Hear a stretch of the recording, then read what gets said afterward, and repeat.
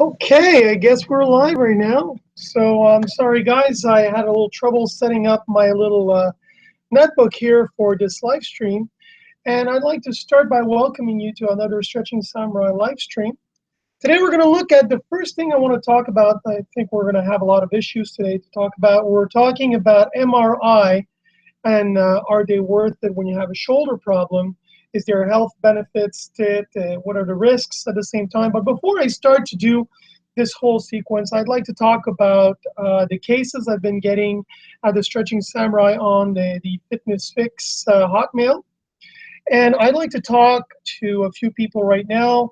I have Mr. Harpreet Singh, Chinmay Shinaya, CBC Chi Choco, and Rohan Bendel. Okay, guys, I've got your pictures, and there's no problem there. I'm analyzing there. And right now, I'm just wondering if it's better that I do a live stream for you guys to explain your cases, or should I do a normal video like normally I do, where I show the pictures, the front, side, and lateral pictures, and eventually, explain more in detail what your case is all about, or do a live stream. So if you can comment on this video, let me know if you want a live stream or you want more of a video with a montage with pictures and everything. I would gladly appreciate it. And also, a lot of people, if I haven't answered to all your messages, I suffered a bit of a mild concussion 2 weeks ago, which I've been recovering from. So I'm sorry about that. I'm going to be more active on my YouTube channel, so I want you to stay tuned and, like always, be patient. Okay, so today we're going to talk about MRI and basically what are the risks and also what's benefits to it. Okay, and a lot of people ask me, Pat, should I do an MRI? I had a CT scan done. We do a lot of X-rays in Quebec, and an MRI can cost a lot of money because they go between $700 and $800, and oftentimes they give really conclusive results to what really is happening in your shoulder. But a lot of people don't want to spend almost a G on a grand on basically an MRI, and they're just trying to feel around the shoulder, and they're pretty much guessing it, looking at the shoulder blades, a little bit like what we're doing right now. And a lot of people ask me, should I do it? Should I not do it? So today I decided to make a little live stream about it. And the first thing I'd like to talk about is basically soft tissue concerns. A lot of problems a lot of people have a lot of soft tissue concerns, which either is different hypertonic muscle in the body. It could be levator scapula, upper trap, pec minor, all that. And sometimes there is damage to tissues, and you won't see that with an X-ray, sadly. So I have seen X-rays that say a lot. So they can talk about basically the space in the AC joint, which is supposed to be 6 millimeter. If it narrows down, that can create some issues and stuff like that. But an MRI, the beautiful thing about an MRI, I've been looking it up for you guys today, is you got a better soft tissue contrast than a CT scan. So basically, we're really going in depth. We're not just seeing the bone structure, but we are seeing muscles, soft tissue, everything involved in an injury, and therefore it's a lot easier to make a good diagnosis and to have adequate treatment afterwards. So that is probably the one and only benefit to an MRI, and that's pretty much it. Now I'm going to talk about a little bit of what are the risks. A lot of people wonder what are the risks in taking an MRI, and the first thing is there's a big knocking noise, and it's very loud. So you got to make sure that your ears are really well protected, because the knocking noise is so loud, it can actually basically create a tinnitus, basically a little high-pitched sound in your ear that might resonate for a while after doing the MRI. So with adequate ear protection, you should be fine. Also, another thing is you will feel an intense heat. A lot of people, and it's hard to describe that intense heat, because only people that suffered an injury and then are doing an MRI could actually know what's happening when you're doing a scan. but a lot of people feel this intense heat, which is a little bit uncomfortable. And sometimes for some people, there have been reports of second degree burns due to that heating up of the whole body inside that chamber. So don't be surprised about that as well. And also claustrophobia. And I know for a lot of people, uh, claustrophobia is a case. I'm a little bit claustrophobic, especially in airplanes. So that's why I never stand. Basically, when I take a seat, I take the aisle seat because I want my arm and my leg to have adequate room. I don't know how I would do in an MRI. I don't think I could last very long. So if basically you're claustrophobic, maybe beware, maybe take something to calm yourself down. Uh, just tell your doctor before you do it that you are suffering for a little bit of claustrophobia. Now, another thing that I've noticed, basically it's very magnetic, and there's a lot of medical devices around if you got cell phones, rings, and stuff like that. So surprisingly enough, you don't want to leave that into the room because that chamber is so magnetic. It's just gonna just suck in like every metal just straight on it. Some people actually suffered injuries due to a medical device or a metal device hitting them inside the tube. So maybe not bring too many metal devices with you. Leave that at home, and that's one thing you should do. And that's pretty much it about that. And also on millions of cases, because there was a lot of MRI cases, on millions of cases, there have been about a few hundred reports where people have had hearing loss, crushed and pinched fingers inside the MRI chamber, and also tinnitus, which is basically the hearing loss that I mentioned earlier, and also falling off. I don't know how that happens.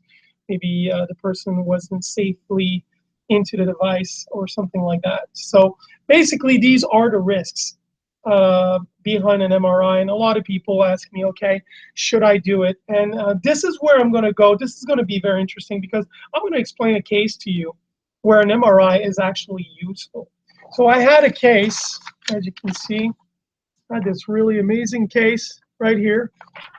It's a case of a client I've seen this week, and he came with tendonitis tear on the right arm, and it's very interesting because he's wondering what he can do meanwhile while recovering. And basically, we've talked about different type of shoulder blades. We've talked about type 1 shoulder blades. We've talked about also type 3 shoulder blades, downward rotation, external rotation of the shoulder blades. And we've talked also about type 2, where we've got too much of an upward rotation. And this person came with a type 3 shoulder blade. Now, I evaluated the person. I checked for rib expansion, fist to fist. I've checked range of motion. He had a lack of internal range of motion. Also, I did some labrum tests, impingement tests, Sneers, Hawkins test, and I found maybe a little instability in the supraspinatus, and also maybe a little tightness in the short head of the bicep, maybe causing bicipital tendonitis because he felt this intense pain right in front of the glenohumeral joint where I was pressing, and he said, oh, there's definite pains there. So when we're touching in the front of the shoulder and we're pressing in and you feel this pain here, you might feel basically maybe a slight case of bursitis, which is only fixable by a little bit of ice and a little bit of rests. And also after, you will have most likely to strengthen the rotator cuff because a bicipital tendonitis always hides a rotator cuff problems. And I did a fairly good evaluation, as you can see, and it was pretty good. And all of a sudden, he comes back with an email. I said, there's a lot of inflammation in that joint. It's a chronic pain that's been there for maybe 2 years. And he comes back with the MRI done, and they found that the bicep, the long head of the bicep, had a tear in it. And also, because of that, the supraspinatus rotator cuff muscle was also affected, creating instability in the rotator cuff at the same time. So here is a good example where an MRI was actually very useful, because it is very hard for a therapist to say, is it simply irritated? Is it inflamed? Is it torn? Is there a tear in it? And an MRI is very useful for that. So just remember, guys, a case like this, I probably saw bicipital tendonitis with maybe a little bit of an inflammation in the supraspinatus, which is not a bad diagnosis when you look at it.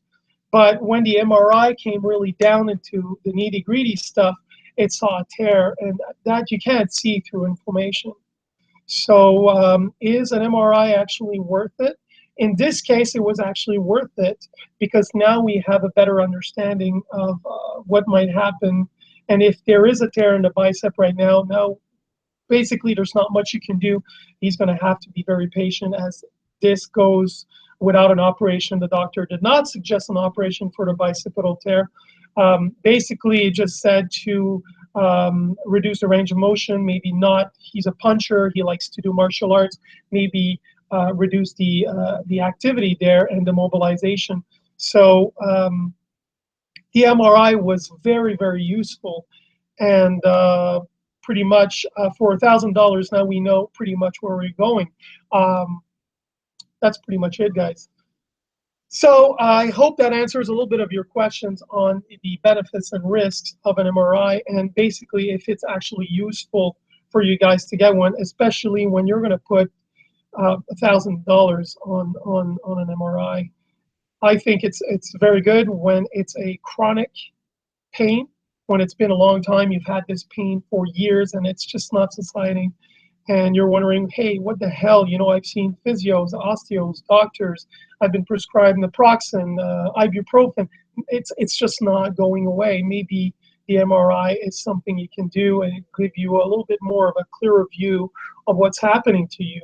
And if it's basically just fresh, it's new, hasn't been there for long, sometimes it's just in an irritated state, or maybe you might have a mild inflammation, and an MRI maybe not just jump the gun all the way, maybe do an X-ray, a CT scan before, and it's actually going to be as beneficial if it's in an early stage of development when the pain arises. So guys, I hope you like this little live stream. Guys, thank you so much. Please subscribe to my channel. And also, if you're like all my friends here, Mr. Harpy, Chinmay, CBC, Chioko, guys, please let me know if you want a live stream or you want basically a video with pictures and the whole 9 yards. So thanks a lot, guys. I'll see you soon. Enjoy this little broadcast, and I'll come to you soon. We're going to talk next about an athlete I have on my football team, which is the Spartiate of Old Montreal. He's a vegetarian, I do believe, a vegan, and he has amazing results doing it the way he's doing it right now. And I'm just going to ask him some question. What does he do? His routine, and we're going to see basically what vegans can do on a football field. Huh? I'm sure this guy is kicking ass. You should see this guy. So thanks a lot, guys. I'll see you guys next time. I'm going to stop this broadcast. Stretching Samurai, signing off.